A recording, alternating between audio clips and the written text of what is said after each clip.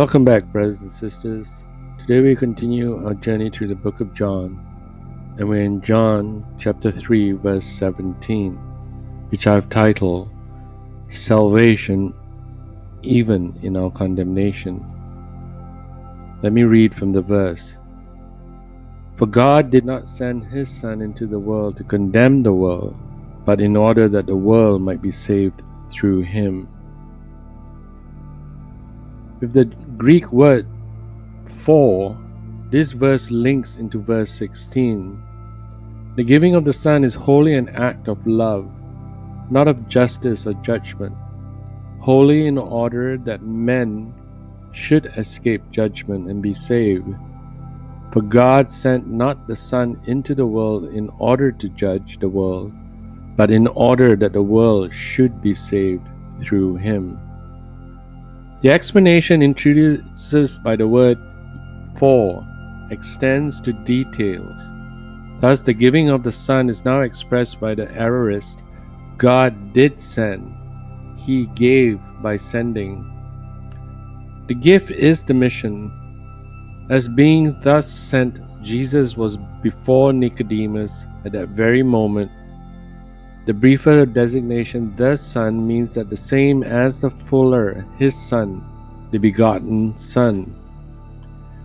With the new verb, the addition into the world makes the action of God clearer, whereas the verb gave, such a modifier could not be added. How God gave His Son was by sending Him into the world. We may say that to judge the world, God would not have needed to send, certainly not to give His only begotten Son, and He could have sent another flood, fire, or cataclysm. The verb to judge is a vox media. It means simply to pass a decision. However, since the world was lost in sin and unbelief, this could not only condemnatory decision. Hence, the interpretive translation to condemn the world is not incorrect, although Jesus used only the simple verb to judge. Its aorist tense implies a final act of judging. Nevertheless, God's purpose was not the judgment of the world, worthy of condemnation though it was, but the salvation of the world. Hence, He sent a Savior into the world. Not, but the word but, or on the contrary, forms the most vital kind of antithesis. The same is true regarding the two words and the verbs in order to judge and in order to save, which are made stronger by placing the verbs forward. The effect of the whole is heightened by the thrice repeating the world. The passive should be saved involves God as the agent, but through Him shows that God will use a mediator, namely His own Son. Like the equivalent adjective and the nouns, the verb itself carries with it the imagery of rescue from the terrible danger referred to in the previous term, perish. The passive to be saved is the opposite of to perish. However, the verb always has a strong connotation: to keep sound uninjured, to preserve sound and save. Thus, to be saved equals to have life eternal, to enjoy eternal safety. The aorist matches that of to judge. God's purpose was actual, complete salvation for the world. By combining the negative and the positive, Jesus throws into bold relief the great purpose of God's love, and at the same time intensifies the call to faith for Nicodemus.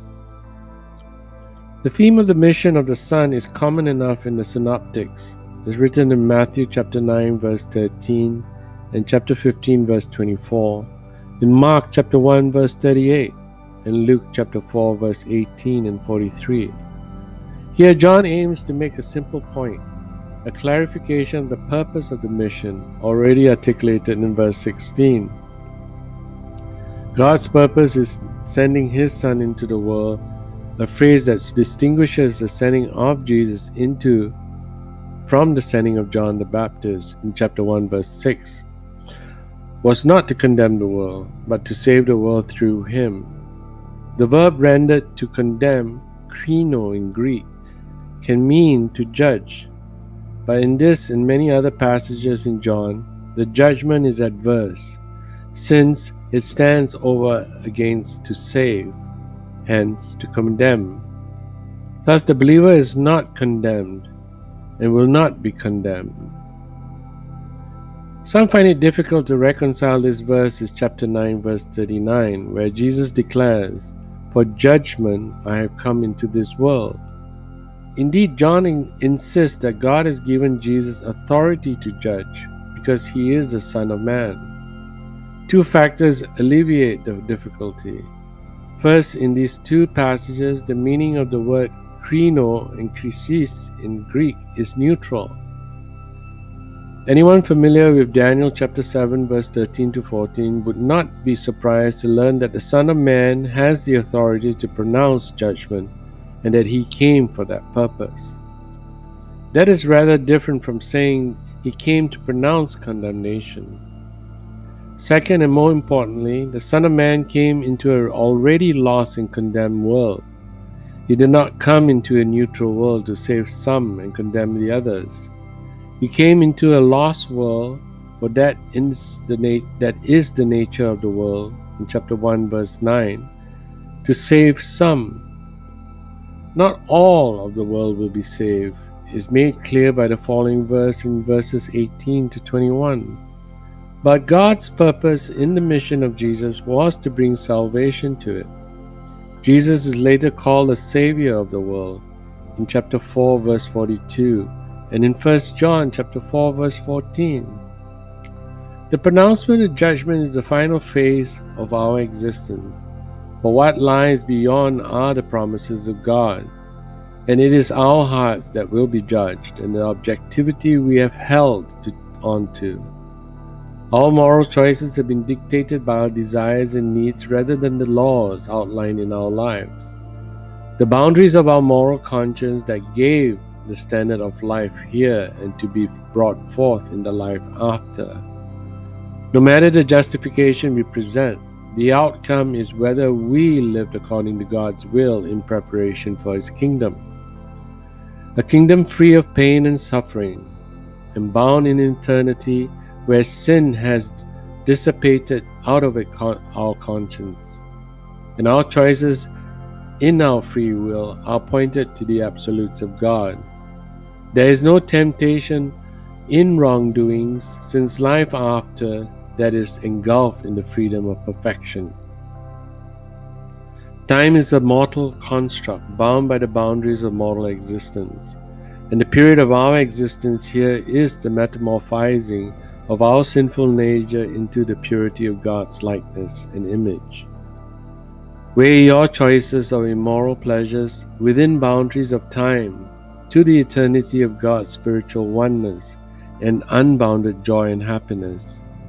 When the transformation from the mortal to immortal happens, the memories of our immoral past will cease, since the state of our spiritual being exists without these material desires.